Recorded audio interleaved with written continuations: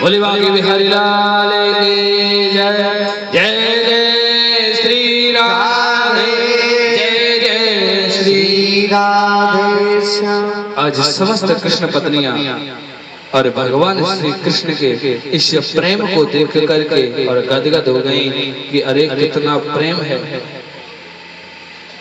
इतना प्रेम है भगवान श्री कृष्ण और राधा के बीच में कि जिसके लिए कोई शब्द ही नहीं। इतना प्रेम भगवान श्री कृष्ण और राधा से करते हैं। एक बार क्या हुआ, सुखदेव जी कहते राजा परीक्षित, एक बार भगवान ने और नाटक बनाया पेट में दर्द होने का। उस समय नारद जी आए, नारद जी पूछने लगे प्रभु क्या बात है? तो नारद जी से कहने लगे नारद मेरे पेट में दर्द हो रहा है और इस दर्द की दवा जो है वह किसी डॉक्टर के पास नहीं है। तो नारद जी पूछने लगे तो फिर जो मेरे दर्द की दवा है वह यह है कि यदि मेरी कोई पत्नी और अपने चरण की रज, अपने चरणों की धूली और मुझे दे दे तो उस धूली के पान करने से और मेरे पेट का ये दर्द है ये बंद हो जाएगा। आज नारद जी समस्त कृष्ण पत्नियों के पास गए और जाकर के कहने लगे कि देवियों भगवान श्री कृष्ण के पेट में बहुत तेज दर्द है और उस दर्द की दवा है कि आप अपने चरणों की धूली, अपने चरणों की रज दे दो जिसके पान करने से गोपाल का दर्द ठीक हो जाएगा। आज इस बात को सुनकर के कृष्ण पत्नियां कहने लगी नारद जी हम अपने चरणों की रज नहीं दे सकते क्योंकि वो हमारे पति हैं। यदि हमारे चरणों की रज हमने उनको दिया तो इसका मतलब जानते हो हमें नरक में जाना पड़ेगा। नारद जी हम नहीं चाहते कि हमें नरक जाना पड़े, हम नहीं दे सकते। समस्त कृष्ण पत्नियों ने मना कर दिया। भगवान श्री कृष्ण के पास आए और आकर कहने लगे प्रभु समस्त आपकी पत्नियों ने मना कर दिया। तभी भगवान श्री कृष्ण ने कहा कि आप राधे रानी के पास जाओ और उस राधे से जाकर के कहना कि गोपाल के पेट में दर्द है और उस दर्द की दवा है आपके चरणों की रज, आपके चरणों की धूली। यदि आप अपने चरणों की धूली दे दें तो उस गोपाल का दर्द ठीक हो सकता है।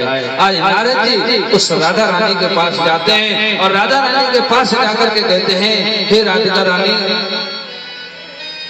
उस गोपाल के उस द्वारकाधीश के पेट में दर्द है और उस दर्द की दवा है कि आप अपने चरणों की धूली, आप अपने चरणों की रज थोड़ी सी दे दें, उस रज के पान करने से और गोपाल का दर्द ठीक हो सकता है।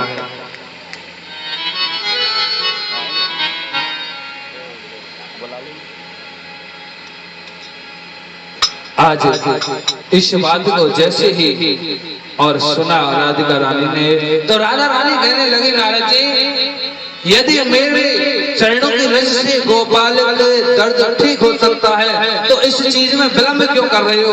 अभी इसी क्षण मेरे चरणों की रज ले जाओ और उस गोपाल को दे दो, जिससे उसके पेट का दर्द ठीक हो सके। नारद जी, मैं जानती हूँ यदि मैंने अपने चरणों की रज दी तो इसकी वजह से मुझे नरक जाना पड़ेगा। नारद जी, यदि गोपाल हमारे नरक जाने से खुश रहता है तो उसके लिए हम करोड़ों वर्ष लाखों वर्ष नरक जाने के लिए तैयार हैं। बोल द्वारिकाधीश की। आज इस बात को सुनकर के उसी क्षण और राधा रानी के चरण धूले लेकर के और भगवान श्री कृष्ण के पास आते हैं। उस चरण धूली से भगवान श्री कृष्ण का दर्द ठीक होता है। इस प्रेम को देख करके समस्त पत्नियां हताश रह गईं कि अरे, उसने नरक जाने का विचार भी नहीं किया कि इस कार्य को करने से नरक जाना पड़ेगा। आज उसी राधा रानी की चरण धूली के लिए बड़े बड़े महात्मा, बड़े बड़े ऋषि तरसते हैं। आइए हम भी राधा रानी से प्रार्थना करते हैं कि तेरे चरणों की धूल एक कर्ण हमें मिल जाए, जिससे हमारा जीवन कृतार्थ हो जाए। कौन कौन चाहता है राधा रानी की कृपा? सही बात है, दाऊ जी का प्रसाद समय मिल जाएगा फ्री में। ताली तो बजाते नहीं है, ऐसे थोड़ी है। दोनों हाथ ऊपर करके और ताली बजाएंगे मेरे साथ। राधे तेरे चरणों की, श्यामा तेरे चरणों की, करे धूल जो मिल जाए, सच कहती हूँ श्यामा प्यारी, सच कहती हूँ श्यामा, तकदीर बदल जाए, राधे तेरे चरणों की, श्यामा तेरे चरणों की, घर धूल जो मिल जाए, राधे तेरे चरणों की। सब ताली से और हाथ ऊपर ताली बजाते हुए आज अंतिम बार आपको बजाएं।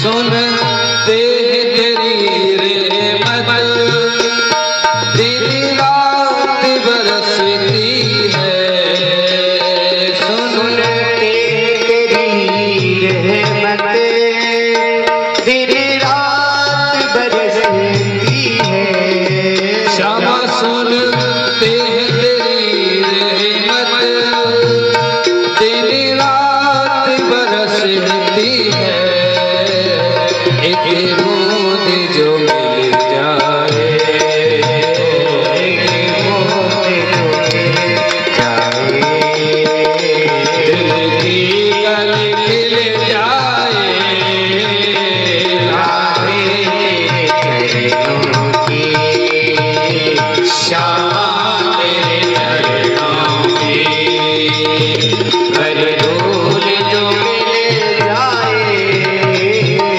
राधे तेरे चरणों की।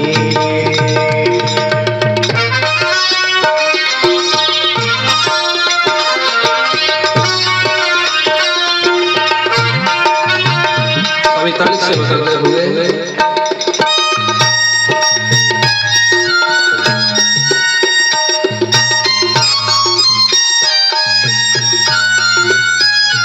ये मन बड़ा चंचल है, कैसे तेरा भजन करो, ये मन बड़ा चंचल है, कैसे तेरा भजन करूं। ये जो मन है ना, ये इतना चंचल है कि कभी यहाँ कभी वहाँ कभी कहीं ये डोलता रहता है। लेकिन कहते हैं मन मतंग मानत नहीं जब तक कथा न खाए, जैसे विधवा स्त्री और गर्भ नहीं पछताए। इसलिए इस मन को कंट्रोल करने के लिए, मन को बस में करने के लिए राधा रानी से और सभी हाथ जोड़कर कहेंगे, ये मन बड़ा चंचल है, कैसे तेरा भजन करो। ये मन बड़ा चंचल है, कैसे तेरा भजन करूं। ये मन बड़ा चंचल है, कैसे तेरा भजन करो। जितना इसे समझाओ, जितना इसे समझाओ, उतना ही चलता है राधे तेरे चरणों की। श्यामा तेरे चरणों की। करे बोलियो मेरे आए राधे तेरे चरणों की।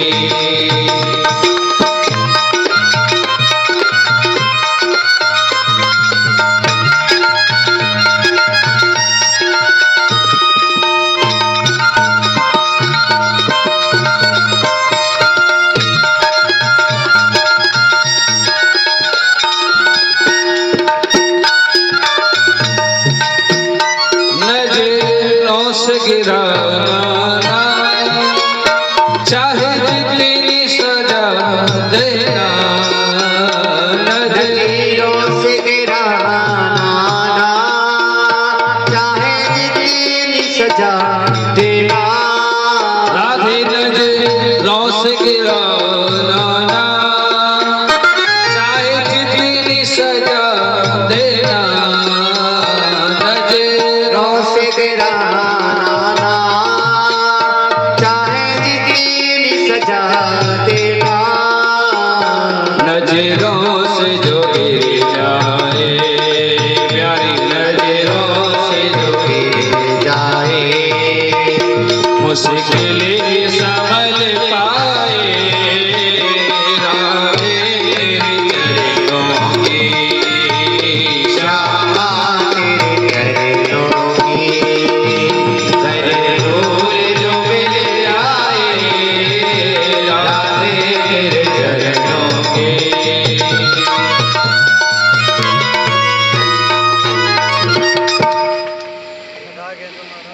राधे तेरे चरणों की, श्यामा तेरे चरणों की। कर धूल जो मिल जाए, सच कहता हूँ श्यामा प्यारी, सच कहता हूँ श्यामा। तकदीर बदल जाए राधे तेरे चरणों की। बोलो राधा रानी की जय जय श्री राधे। सुखदेव जी कहते राजा परीक्षित, जो राधिका है वह प्रेम की ध्वजा है। इधर सुखदेव जी कहते हैं राजा परीक्षित, भगवान श्री कृष्ण बहुत बहुत सुंदर सुंदर लीलाएं कर रहे हैं। इधर मेरे नारायण ने और भस्मासुर का उद्धार किया। सुखदेव जी कहते हैं राजा परीक्षित, हम तुम्हें एक बहुत सुंदर प्रसंग सुनाते हैं कि भगवान श्री कृष्ण का एक बालापन का मित्र था सुदामा। आइए अब हम उसके विषय में सुनाते हैं। भगवान सुखदेव जी कहते हैं परीक्षित, जिस समय भगवान श्री कृष्ण पढ़ने जा रहे थे तो रास्ते में सुदामा को एक कांटा लगा हुआ देखा, और जिस समय भगवान श्री कृष्ण ने अपने मुंह से उस कांटे को निकाला, बस वहीं से भगवान श्री कृष्ण की और सुदामा के साथ मित्रता हो जाती है। एक दिन क्या हुआ था कि सांदीपन गुरु ने कुछ पाठ याद करने के लिए दिए, तो सुदामा जी याद करके नहीं सुना पाए। तो शांतिपन गुरु ने कहा कि यदि तुम पाठ कर याद करके नहीं सुना रहे तो इसका दंड है कि तुम वन में और लकड़ी बीन कर लाओ। आज भगवान श्री कृष्ण ने देखा कि हमारा मित्र वन में लकड़ी बीनने के लिए जा रहा है, तो हमको भी साथ में जाना चाहिए। आज भगवान श्री कृष्ण का जब नंबर आया तो उन्होंने अभी पाठ सुनाने से इनकार कर दिया, कहा गुरुदेव मुझे कुछ याद नहीं होगा। शांतिपन गुरु कहने लगे गोपाल तुमसे क्या चीज याद नहीं हो सकती और क्या चीज तुमसे छुपी है, लेकिन जब तुम नहीं सुना रहे हो तो सभी के लिए बराबर दंड देना मेरा उचित अधिकार है। इसलिए तुम भी जाओ सुदामा के साथ और वन से लकड़ी बीन के लाओ। जिस समय भगवान श्री कृष्ण सुदामा और लकड़ी बीनने के लिए जा रहे थे तो गुरु माता ने और 2 मुट्ठी और वो दिए थे चने कि बेटा यदि तुम्हें वन में लकड़ी बीनते समय भूख लगे तो इन चनाओं को खा लेना। लेकिन क्या हुआ कि जिस समय भगवान श्री कृष्ण पेड़ पर चढ़ करके और लकड़ियां तोड़ रहे थे तो नीचे बैठे बैठे सुदामा और उन्हें चनाओं को खाने लगे। ऊपर से भगवान श्री कृष्ण पूछ रहे थे भैया अरे ओ लाला का है रो भैया ये कटर कटर की आवाज काहे की आ रही है। तो सुदामा कहने लगे भैया देखिए बारिश हो रही है ना, ये बूंद आ रही है, बूंद जो पड़ रही है इससे मुझको सर्दी लग रही है और सर्दी लगने की वजह से मुझे कपकपी आ रही है, मेरे दांत बज रहे हैं। भगवान श्री कृष्ण का अच्छा हाँ। जब भगवान श्री कृष्ण लकड़ी तोड़ करके नीचे आए और नीचे आकर के और सुदामा से कहने लगे अरे मित्र देख गुरुमाता ने जो चने दिए थे उन चनाओं को निकाल ले भैया, उन चनाओं को निकाल ले भैया, और जोर की भूख लगी है दोनों भाई बैठ बैठ के उन चनाओं को खाएंगे। लेकिन सुदामा कहने लगा भैया मुझे बहुत जोर की भूख लगी थी इसलिए मैं तो खा गया, सारे चने खा गया। तभी भगवान श्री कृष्ण ने कहा था कि हक पराया खाए के यही मिलेगी सीख और दुख दारिद्र पल्ले बंधे तुम घर घर मांगो भीख। उसी समय भगवान श्री कृष्ण ने शुरुआत को कहकर के कहने लगे जाओ मित्र जब तुम पर विपत्ति आए तो उस समय तुम मुझे याद कर लेना और द्वारिका चले आना। आज वही समय उस सुदामा के जीवन में आ गया। ऐसी विषम परिस्थिति आ गई कि सुदामा के 4-5 पुत्र थे, एक पत्नी थी जिसका नाम था सुशीला। इतनी गरीबी थी सुशीला के कि यदि सुबह कुछ खाने को बना ले तो शाम को कुछ नहीं और शाम को बना ले तो सुबह कुछ नहीं। इतनी गरीबी थी सुदामा के कि बालक यदि भोजन मांगते थे खाने को तो सुशीला कह देती थी बेटा आज एकादशी है और एकादशी के दिन अन्न ग्रहण नहीं करते। इतनी गरीबी थी कि बच्चों को झूठ बोलते थे कि आज एकादशी। इतनी विषम परिस्थिति में भी सुशीला ने अपने पति का साथ नहीं छोड़ा। यदि आजकल की औरत होती थी और थोड़ी सी भी समस्या यदि पति पर आ जाए तो कहती है तू तो चूल्हे भाल में गिर, मैं तो चली अपनी माई की। तो व्यवस्था है जा रहने खाने की तो वो ले आइयो और ना तो तू आराम कर। लेकिन ऐसा नहीं, कहते हैं तुलसीदास बाबा धीरज धर्म मित्र और नारे और आफत काल परखिए चाले। जिस समय हमारे ऊपर आपत्ति आए उस समय अपने धैर्य को नहीं बचाना चाहिए। दूसरे नंबर अपने धर्म से पीछे नहीं हटना चाहिए। धीरज धर्म मित्र और नारी।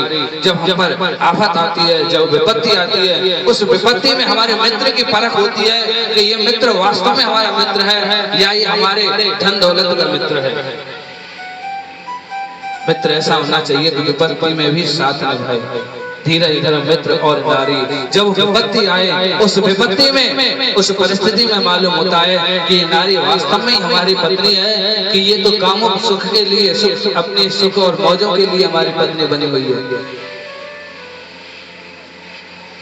आज सुशीला और सुदामा से कहने लगे प्रभु मेरी बात मान करके आप एक बार मेरे कहने से आप मुझे बताते थे कि हमारा एक बचपन का यार है, बचपन का मित्र है श्री कृष्ण, इसलिए मेरे कहने से आप एक बार उस द्वारिकाधीश से मिलकर के तो आइए। जब वो हमारी इस गरीबी को देखेंगे तो कुछ ना कुछ तो वो निवारण निकालेंगे।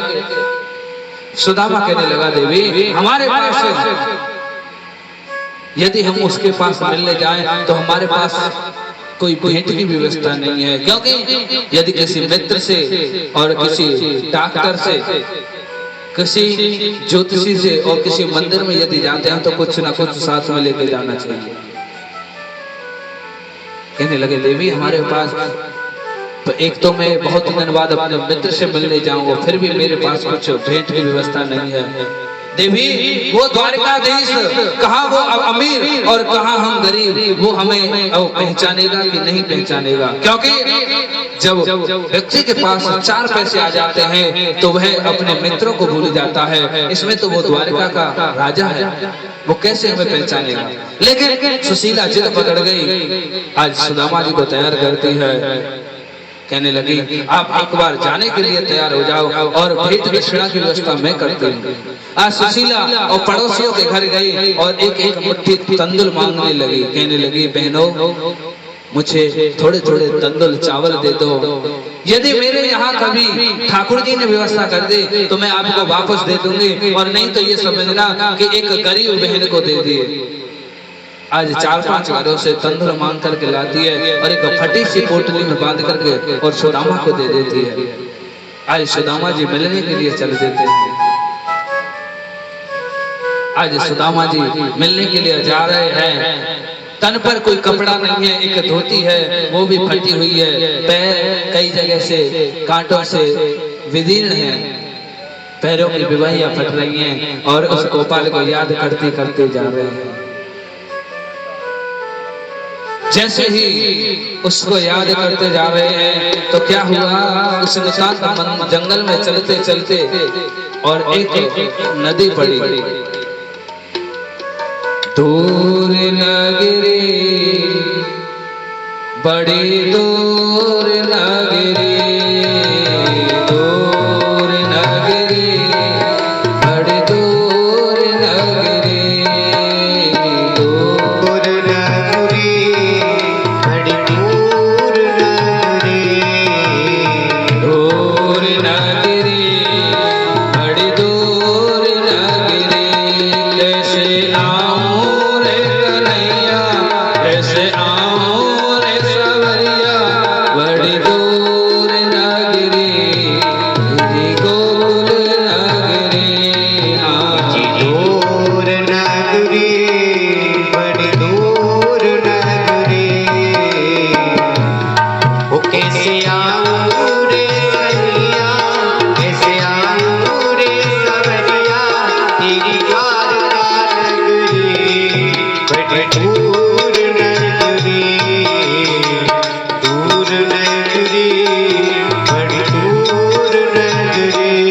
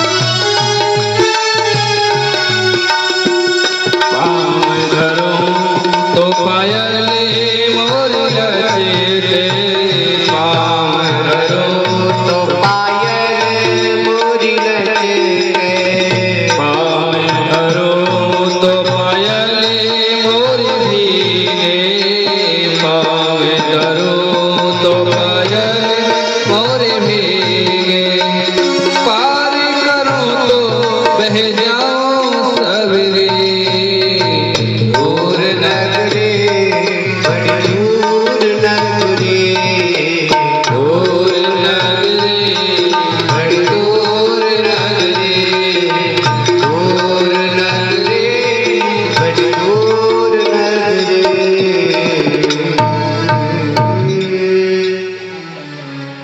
भोले बिहार के आज उस गोपाल को याद करते करते और जैसे ही वे नितांत जंगल से पार होकर जा रहे थे सामने एक नदी पड़ गई। उस नदी पर कोई पुल नहीं था जिससे उसे पार किया जाए। अब तो कैसे पार किया जाए? उस नदी के किनारे खड़े होकर के और केवट को पुकारने लगे, अरे भैया केवट, अरे भैया मेरी आवाज सुन रहे हो तो नाव लेकर आओ और हमें इस नदी से पार कराओ। उसी समय मेरे गोपाल उसी समय द्वारकाधीश केवट बन के आए और नाव लेकर चले आए। आकर के किनारे लगाते हैं और सुदामा जी को बैठाते हैं। सुदामा जी कहने लगे, भैया ले हमारे पास उस पार जाने के लिए कोई किराया नहीं है, उतराई देने के लिए नहीं है, फ्री में यदि आप उतार सके तो कृपा करिए। भगवान श्री कृष्ण केवट के रूप में कहने लगे, भैया तुम चिंता मत करो, हम तुम्हें फ्री में पार उतार देंगे। आज सुदामा को बिठा करके नाव में भगवान श्री कृष्ण पार कराते हैं। तो बीच मझधार में जाकर के और सुदामा की ओर देखने लगे और निहारने लगे कि देखिए मेरे मित्र को कितनी गरीबी है इसके यहाँ, कि इसके तन पर कोई वस्त्र भी नहीं है और एक धोती है वो भी फटी हुई। आज देखने लगे टेढ़े टेढ़े